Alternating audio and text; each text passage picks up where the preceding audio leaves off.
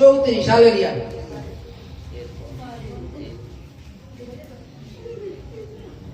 পরে সে তাহাদিগকে ওপরে গৃহের মধ্যে লইয়া গিয়া তাহাদের সম্মুখে আহারীয় দ্রব্য রাখিল এবং সমস্ত পরিবারের সহিত ঈশ্বরে বিশ্বাস করাতে অতিশয় আহ্লাদিত হইল। Hallelujah, hallelujah. আমরা জানি এটা কোন ঘটনা? আমরা জানি পৌল আর সিলকে কারাগারে বন্দী করা হয়েছিল এবং তাদের এতটা টর্চার করা হয়েছে, কোন এক সময় রাত্রিবেলায় সিল আর পৌল দুজনে প্রার্থনা করছিল। প্রার্থনা করায় কি হয়েছে? বাইবেলের কাছে মহা ভূমিকম্প হলো, আর ভূমিকম্পের জন্য কি হলো?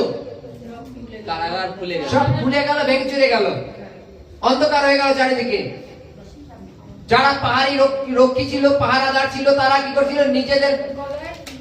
নিজেদের হত করবার চেষ্টা করছিল। মানে এখন যদি এই অবস্থায় রাজাকে গিয়ে বলি যে আসামিগুলো পালিয়ে গেছে, রাজা তো আমার লোকের সামনে এত কুচি কুচি করবে, সেটা বেশি ব্যথা লাগবে, তার থেকে নিজেরা মরে যাওয়া ভালো। হালেলুয়া।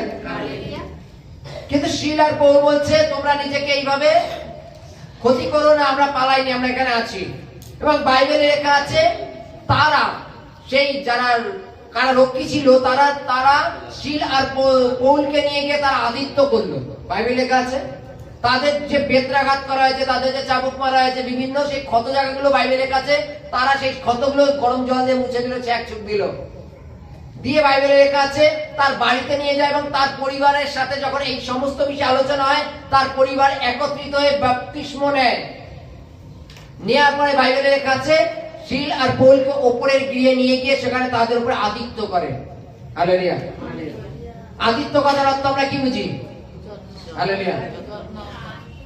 পুরাতন নিয়মের আদিত্য কি রূপ ছিল জানো? কোন অতীত যদি তার বাড়ি আসতো, তাকে পা ধোয়ার জল দিত, পা ধুয়ে দিত, মুছিয়ে দিত এবং চুম্বন দিত। হালেলুয়া। এবং চুম্বন দিত, তাকে আতিথ্য সেবা করত। বাইবেলে লেখা আছে তাদের সামনে আহারীয় দ্রব্য রাখলো। হালেলুয়া। আমরা জানি জেলখানায় খাবার হয়তো খুব সীমিত হয়, তাই তো নাকি? সীমিত হয়। এতদিন সিল আর পৌল আহারীয় দ্রব্য তেমন খায়নি, মানে সুস্বাদু খাবার খায়নি। কিন্তু যখন তারা তাদের বাড়িতে নিয়ে গেছে, তাদের সামনে আহারীয় দ্রব্য রেখেছে এবং বাইবেলে লেখা আছে তারা প্রত্যেকে প্রভু যীশু খ্রিস্টকে জানতে পেরেছে বলে খুব আনন্দিত হলো। বাইবেলে লেখা আছে আহ্লাদিত হলো। হালেলুয়া। আনন্দিত হলো। আচ্ছা, প্রভুকে জানার পরে আমাদের প্রত্যেকের জীবনে এই আনন্দটা কেন আসে?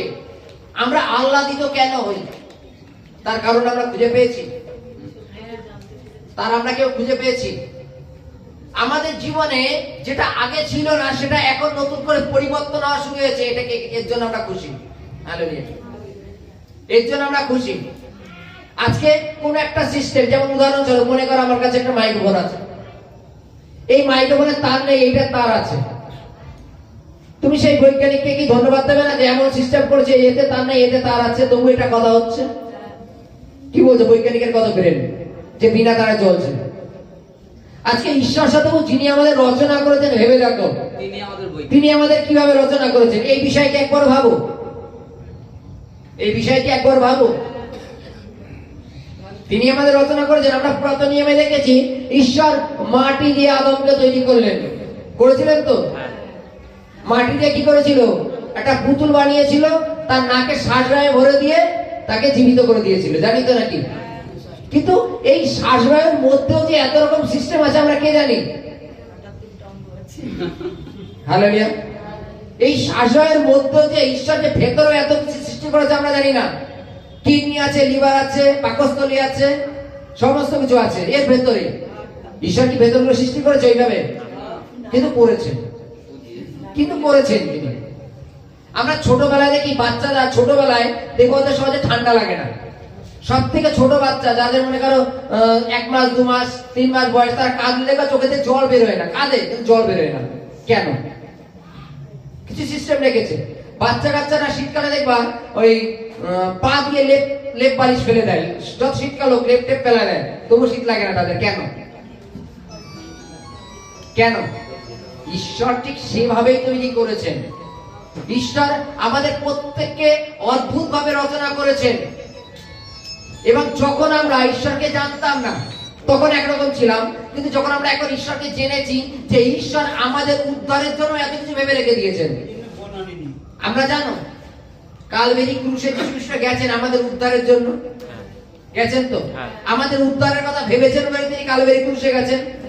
এই যে পরিকল্পনা আমাদের জন্য রেখেছেন, এই পরিকল্পনার জন্য বাইবেলে লেখা তারা আহ্লাদিত হইল। হালেলুয়া। তিনি আমাদের জন্য এত ভাবনা রেখেছেন। হালেলুয়া। এমন এমন সময় বিভিন্ন বাড়িতে আমরা আগেও কোনো এক সময় সুসমাচার প্রচার করতে গিয়েছিলাম, এবং সেই বাড়িতে হয়তো আজকে প্রচার শুনেছে, কালকে প্রচার শুনেছে, তারপর হয়তো বলেছে দাদা আর আমরা শুনবো না, যখন আবার ঈশ্বর ডাকবে তখন আবার শুনবো। কোনো হয়তো 6 মাস 1 বছর পরে সেই বাড়ি কারো শরীর খারাপ, তার জন্য হয়তো আবার প্রার্থনার জন্য ডাকলো, তারপর থেকে হয়তো তারপর প্রভুকে তারা গ্রহণ করেছে, হতেই পারে। তা প্রভুর এইরূপ পরিকল্পনা থাকে। আজকে একটা জিনিস ভেবে দেখো, শিল আর পৌল যখন কারাগারে প্রার্থনা করছিল, শুধু নিজেদের উদ্ধারের জন্য প্রার্থনা করেনি, যারা কারারক্ষী ছিল তাদের জন্য প্রার্থনা করছিল। আর বাইবেলে লেখা আছে তাদের মন পরিবর্তন হয়ে গেল। এটা কতটা চমৎকার! এবং প্রভুতে আসলে কি কি বেনিফিট আছে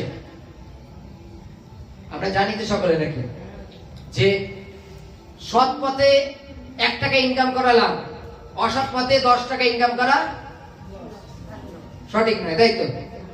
যখন প্রভুতে এটা এসে আমরা এটা বুঝেছি যে একটা মিথ্যা কথা ঢাকতে গেলে 100টা মিথ্যা কথা বলতে হয়, প্রত্যেকে একটা সত্য কথার জন্য যদি একটা চরকে দেয় গেলাম, একটা সত্য কথা বলার জন্য যদি একটা চরকে দেয় গেলাম, কিন্তু একটা মিথ্যা কথা ঢাকতে গেলে 100টা মিথ্যা কথা বলতে হয়।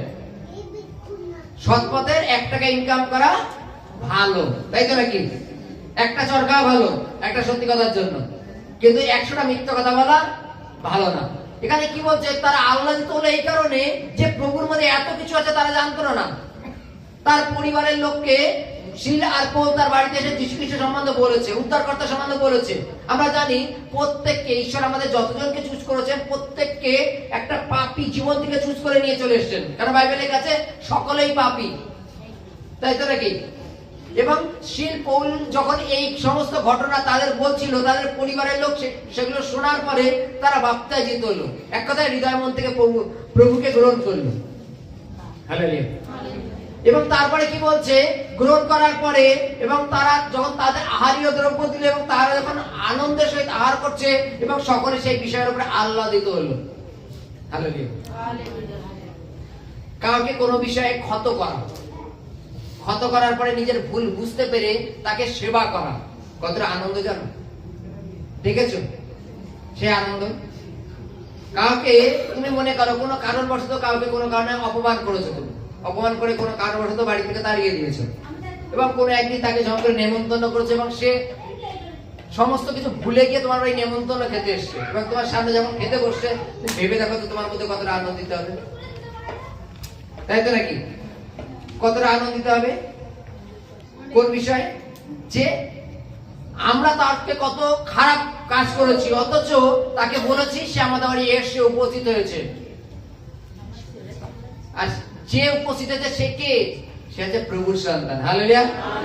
সে প্রভুর দাস, প্রভুর সন্তান, এবং সেই প্রভুর সন্তানকে বলেছি সে আজকে আমাদের বাড়ি উপস্থিত এবং সে আমাকে ঈশ্বর সম্বন্ধে বলছে, এবং বাইবেলের কাছে এই বিষয়ের উপর তার সে আহ্লাদিত হইল। হালেলুয়া। একটা মানুষ আহ্লাদিত হলে, এক কথা আমরা বলি না উৎফুল্ল হওয়া, মানে মনের আবেগকে চেপে রাখা যায় না। যেমন আমরা কিছুদিন আগে পুষ্পদির মধ্যে দেখছিলাম, সে যখন ধন্যবাদটা দিচ্ছিল সে মনের আবেগটা চেপে রাখতে পারছে না। ফলো করেছিল তো? অনেকে করেছিল, অনেকে করেনি, যাই হোক আবেগটাকে চেপে রাখা যায় না। আনন্দিত যখন তাদের বাড়িতে শিল আর পৌল গেছে তখন তারা আনন্দটাকে চেপে রাখতে পারছে না, যে এতদিন কেন আমরা প্রভুকে জানিনি। এর আগে যদি প্রভুকে জানতাম তাহলে আমরা পাপ করতাম না, অন্যায় করতাম না, পাপের পথে চলতাম না। হালেলুয়া। হালেলুয়া। হালেলুয়া।